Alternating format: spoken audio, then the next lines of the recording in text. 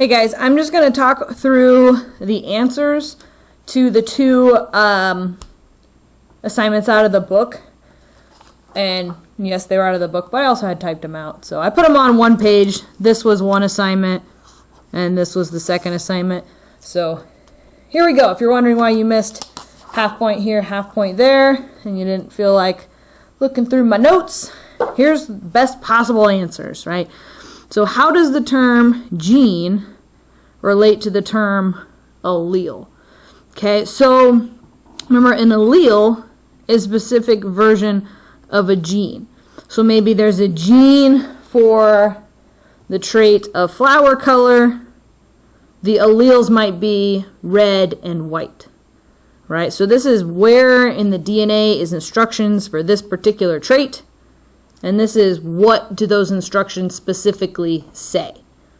All right, define the term genome. And a lot of people miss a half point for just getting lazy and not writing a complete sentence on this one. So we want to say, the genome is all the DNA in an organism. Or the genome is, where all the genes are in all the DNA in an organism. But that's kind of the idea on that one. Explain what is meant by the symbols N and 2N. Had a lot of half credit ones on this one also. So at N, we would want to say represents haploid, which means there's one copy of each gene. 2N would mean diploid, which means there are two copies of each gene. Okay, that would be a really nice complete answer. Just for review's sake, remember N is how we would signify haploid. The only cells in your body that are haploid are gametes, the egg and sperm, whereas every other cell, remember, which we call somatic cells, are diploid. All right, so distinguish, tell me how they are different between phenotype and genotype. Genotype is the genes. What alleles do you have? Maybe you have big T, little t, or big A, little a, or your blood type is like this, right? So all those would be genotypes. Phenotypes would be physically what shows up. Tall, short, ambidextrous, blood type, AB, right? Physically what shows up. 5, what types of symbols are typically used to express genotypes? I was really just looking for genotypes are usually expressed with letters. Most of you went really specific and used E for some reason. I don't know if that means we're kind of conferencing and working together or what, but symbols, we use letters for genotypes. What is the difference between a single factor cross and a double factor cross? Remember, a synonym for single factor cross is monohybrid. Oops. And double factor is dihybrid. If I could write. Monohybrid or single factor crosses are looking at how one gene is passed, and a double factor cross is looking at two genes. So you could have said one trait or two traits. The process is the same. All right. In what mathematical forms might probability be expressed? We could represent probability as a percent, a decimal, we'll use 25, or a fraction, right? So a percent, a decimal, or a fraction. In your own words, describe Mendel's law of segregation. This was kind of a key there. Had a lot of what felt like copy and paste. Remember, in your own words means it. If you were going to describe it to a second grader, what words would you use, right? So Mendel's law of segregation says that when egg and sperm are made, the two alleles in someone's genotype get separated from each other. Okay, so in the egg and sperm, you only get one, right? So you have two, one from mom, one from dad. In your gametes, you can only put one of them, right? They get separated from each other. That's the law of segregation. What does it mean when geneticists use the term independent assortment? It means that genes are separated independently of each other, right? So if I have 23 pair of chromosomes in each cell, if that cell undergoes meiosis to make eggs, each chromosome sorts independently of it. of the other chromosomes. And so the genes on those chromosomes also assort independently of each other. All right, we are going to actually do the Punnett squares for these. This table gave a few people some fits. This is the only column you need to put anything. So we have the genotype of the parents. Okay. So if this cross was big A, crossed with little a, we do our Punnett square.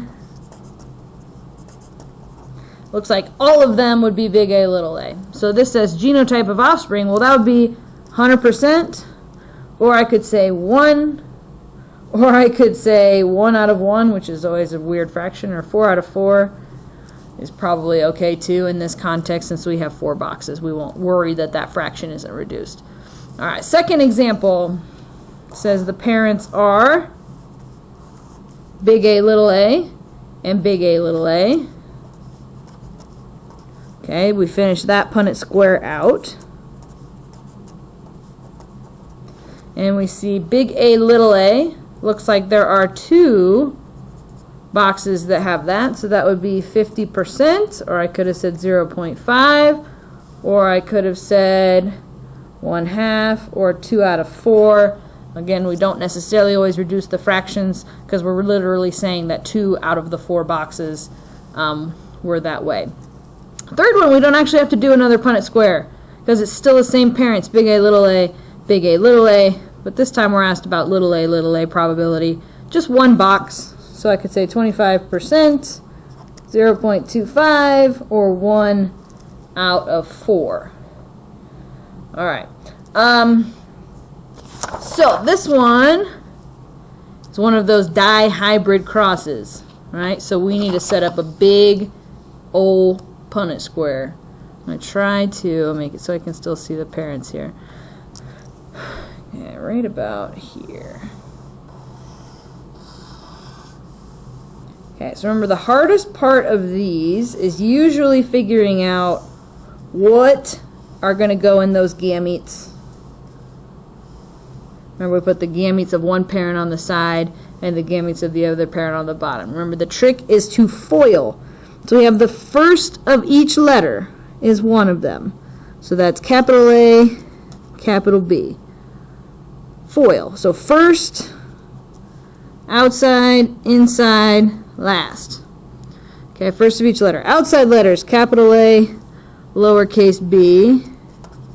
Inside letters, lowercase a, capital B. And last of each letter, lowercase a, capital, lowercase a, lowercase b. Okay, second parent, same idea. First of each letter, capital A, capital B. Outside, capital A, capital B. Inside, lowercase a, capital B. And last of each letter, lowercase a, capital B. Okay, so I did talk to several students as they were trying to work on this, and they're like, okay, but when can we cross stuff out again? Okay, and you can cross stuff out if, okay, you have columns that are identical and you're not messing up the proportion of gametes that would have that. So these are all different. So we can't cross out any rows because each one of these is different. But if you notice, these two are exactly a copy of these two. Okay, so I don't need to do both of these, and I don't need to do both of these. All right, so essentially I can kind of simplify. I'm going to cross out this one and this one and make my life a little bit easier. I'm going to go ahead and pause the video, pause the recording. I would hope, please try and do the same. I'm going to fill this out and I'll come back in a second. Okay, I'm very hopeful that I didn't screw that up because I was trying to go too fast. All right, so we now have 8 boxes that we filled out. Okay, so we're looking for offspring, capital A, capital A, capital B, capital B. So here's one, and I don't see any more. Right, so I could say 1/8, and that's probably the easiest way since I don't necessarily know what 1/8 is as a fraction or as a decimal or percent. But if I wanted to, I could go 1 divided by 8. That would give me 0.125. And now I do know how to go from a decimal to a percent, so that must be 12.5%. All right, so second one is